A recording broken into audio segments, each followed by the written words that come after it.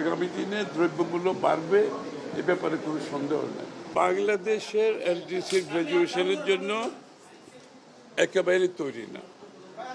পরিষ্কারভাবে বলতে হবে এই কথাটা।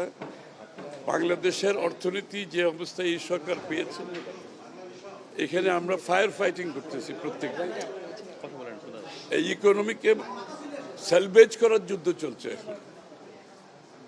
যেখানে একটা ইকোনমিকে সেলভেজ করার চেষ্টা করছে, এতে গ্র্যাজুয়েশন প্রশ্ন তো আসছে না।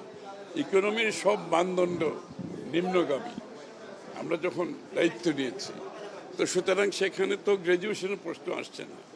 তার উপরে হচ্ছে বাংলাদেশের এখন মধ্যপ্রাচ্যে যে যুদ্ধ চলছে, এটার ইম্প্যাক্ট অনেক বড়, এবং এটা বাংলাদেশের তহবিল, সরকারি তহবিলকে এটা থেকে রক্তক্ষরণ হচ্ছে, এক কথায় বলতে গেলে রক্তক্ষরণ হচ্ছে। এগুলো আমরা ফায়ার ফাইটিং করতেছি প্রত্যেক দিন। তারপরে বাংলাদেশের আপনার যে দায় দেনা হয়েছে, এটা ম্যানেজমেন্ট একটা বড় ধরনের একটা সমস্যা হয়ে দাঁড়িয়েছে।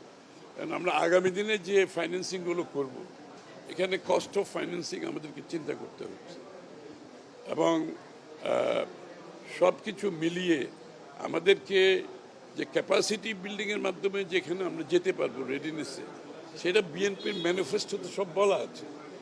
এইগুলো যদি বিএনপির ম্যানিফেস্টো আমরা যদি সময় মতো, যেটা আমরা ইনশাআল্লাহ আমরা ইমপ্লিমেন্টেশন করছি, এগুলো সম্পাদন করলে যে ক্যাপাসিটি বিল্ডিংয়ের যে কথাটা আছে সেটা হয়ে যাবে।